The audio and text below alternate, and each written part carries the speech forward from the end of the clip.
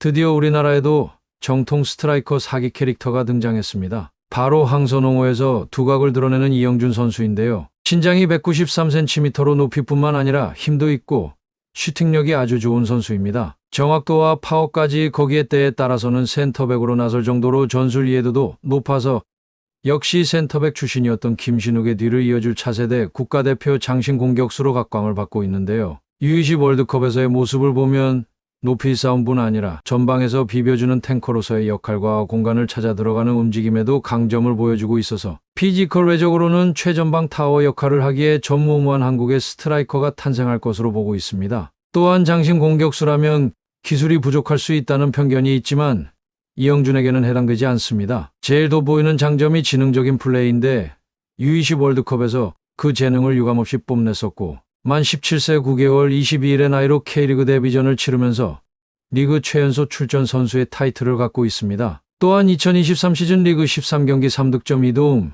FA컵 2경기 1득점을 기록하며 김천의 K리그2 우승에 기여하며 팀과 함께 2시즌 만에 1부 리그로 돌아오게 만든 장본인입니다. 이런 재능을 갖춘 어린 선수들이 대거 존재감을 뽐내고 있으며 특히 이영준의 성장세가 매섭습니다. 오늘도 중국과의 경기에서 선제골을 기록하면서 리드했는데요. 원샷 원킬로 중국의 만리장성 수비를 무력하게 만들었고 2경기 연속골로 한국의 8강 진출의 청신호를 밝혔습니다. 중국은 전반 33분까지 무려 5차례나 슈팅을 가져가면서 한국을 압박했지만 골키퍼 김정은의 슈퍼세이브와 더불어 골망을 뚫지 못했고 선취득점으로 앞선 우리 대표팀 기세에 눌린 모습이었습니다. 후반 25분 또다시 이영준의 골이 터지면서 중국을 완전 무너뜨렸습니다. 이영준은 중국의 수비 2명을 달고 왼발 슈팅으로 그대로 골망을 갈랐는데 정확도와 파워 모든 것이 완벽했습니다. 16일 카타르 알라이안 자심 빈 하마드 스타디움에서 열린 U23 아시안컵 조별리그 B조 첫 경기 일본과 중국의 경기에서 중국은 한심한 전술과 실력을 보여줬는데요. 1988 서울대회 이후 36년 만에 올림픽 남자 축구 종목 본선 티켓을 노리는 중국은 추가 시간까지 합쳐 85분 가까이 수적 우세에서 싸웠음에도 한 골을 넣지 못해 패했습니다. 지난 중국 성인 대표팀이 카타르에 한 달이나 일찍 도착해 훈련을 해왔음에도 형편없는 실력을 보였었는데요. 3경기 연속 무득점을 보여주면서 최악의 경기력으로 결국 경우의 수까지 세면서 하루를 더 있다가 돌아갔고 역시나 중국의 DNA가 중국 팬들의 기대를 꺾어버렸습니다. 일본과 중국의 이날 경기의 유일한 골은 이른 시간에 나왔습니다. 전반 시작하자마자 상대를 밀어붙인 일본은 킥오프 휘슬이 울린 지 8분 만에 첫 골을 터뜨렸습니다. 오른쪽 측면에서 야마다가 크로스를 올렸고 이를 상대 수비라인 뚫고 마스키가 왼발 발리슛으로 볼 방향을 바꿔 중국의 골망을 갈라냈고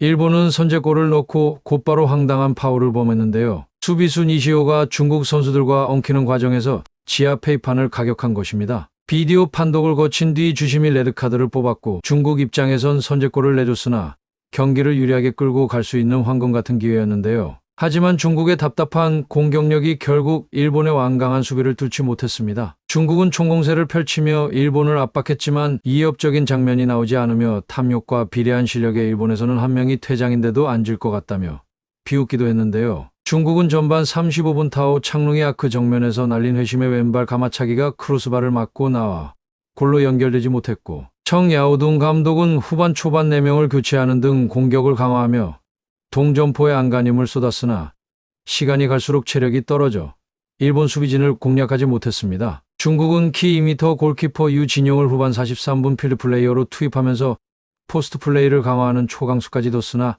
아무런 성과는 없었고 오히려 일본의 역습을 허용하는 등 중국 축구의 민낯을 그대로 드러냈습니다. 10회 연속 올림픽 진출을 노리는 황선홍호가 중국전 승리로 2024 아시아 축구연맹이 13세 이하 8강 조기 확정을 짓기 위한 경기를 앞두고 있습니다. 중국은 공안중에 진작에 특별훈련에 돌입했으며 중국 축구 관계자들은 성인 대표팀도 망가졌던 아시안컵에서 선전하기 위해 힘을 보탰는데요. 한국 축구대표팀은 19일 오후 10시 카타르 도하의 압둘라 빈 칼리파 스타디움에서 중국과 2024 아시아 축구연맹 아시안컵 조별리그 B조 2차전을 치르는데요. 한국은 죽음의 조 B조에서 아랍에미리트, 중국, 일본과 8강 진출을 두고 다투고 있습니다. 앞서 한국은 아랍에미리트와의 1차전에서 이영준의 천금 같은 결승골로 1대0 승리를 거두며 극악의 침대 축구를 뚫어냈습니다. 반면 중국은 한 명이 퇴장당해 수적 열세에 빠진 일본을 상대로 0대1 패배를 기록하면서 우울한 상황인데요. 만약 한국이 중국을 제압하면 2승을 기록해 주 상위 2개 팀에 주어지는 8강행 티켓을 조기에 거머쥐며 체력적으로 우위를 가져갑니다. 이번 대회는 2024 파리올림픽 아시아 예선을 겸해 열리는 대회로 최종 성적 상위 3팀이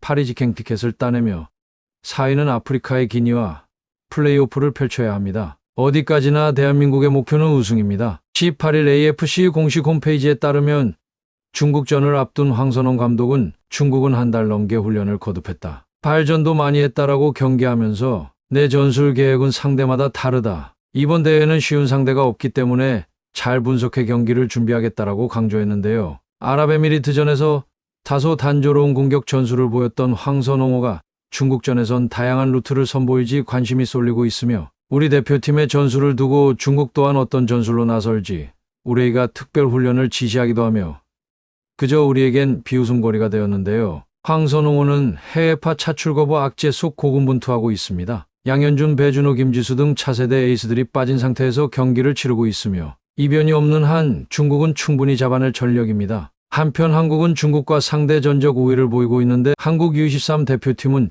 지금까지 중국과 17번 만나 11승 3무 2패를 거뒀고 가장 최근 맞대결은 지난 10월 항저우 아시안게임에서 2대0으로 이겼던 기억이 있습니다. 그러므로 오늘 경기에서 이긴다면 일본과의 3차전 부담도 덜 수 있으며 반드시 승리해야 하는 라이벌전이지만 전략적 접근이 가능한데요. 로테이션으로 1, 2차전을 뛴 주전 자원들의 체력을 안배할 수 있고 동시에 경기에 나서지 못한 벤치 자원들의 경기 감각도 끌어올릴 수 있기에 그렇게 3차전에서 2마리 토끼를 잡는다면 토너먼트에 집중할 동력을 얻게 될 전망으로 지난 성인 대표팀에서 무전술 선수 갈아넣기로 무기력함을 보였던 클린스만과 다른 결과를 가져올 수 있습니다. 다시 한번 강조하자면 이번 대회는 오는 7월 개막하는 2024 파리올림픽 아시아 예선을 겸하는 만큼 여느 때보다 우승이 중요해졌습니다. 총 16개국이 출전하는 이번 대회에서 3위 안에 들어야 파리올림픽 출전권을 획득할 수 있고 4위를 기록하면 아프리카 예선 4위 팀인 기니와 플레이오프를 치른 후 승리해야 파리로 갈 수 있습니다. AFC는 지난 18일 이번 U23 아시안컵 성적으로 파리올림픽 본선 조 배정이 정해진다고 알렸으며 1위를 하면 파라과이, 말리, 이스라엘이 자리한 D조에 배치되며 최종 순위가 2위면 C조의 자리에 스페인, 이집트, 도미니카 공화국과 경쟁하게 됩니다. 3위 12조에서 아르헨티나, 모로코, 우크라이나와 토너먼트 진출 티켓을 놓고 싸우기 때문에 경우의 수까지 잘 생각해야 하는데요. 아르헨티나, 스페인 등 전통 강호가 있는 B, C조와 달리 전부 복병이지만 한국이 해볼 만한 상대들로 구성된 A조에 배정되는 것이 토너먼트 진출에 유리하다고 분석하고 있습니다. 오늘 경기에서 조기 진출을 확정짓고 다음 경기에서 선수들의 경기력을 끌어올린다면 충분히 우리가 아주 좋은 성과를 거둘 수 있을 것으로 전망하고 있습니다.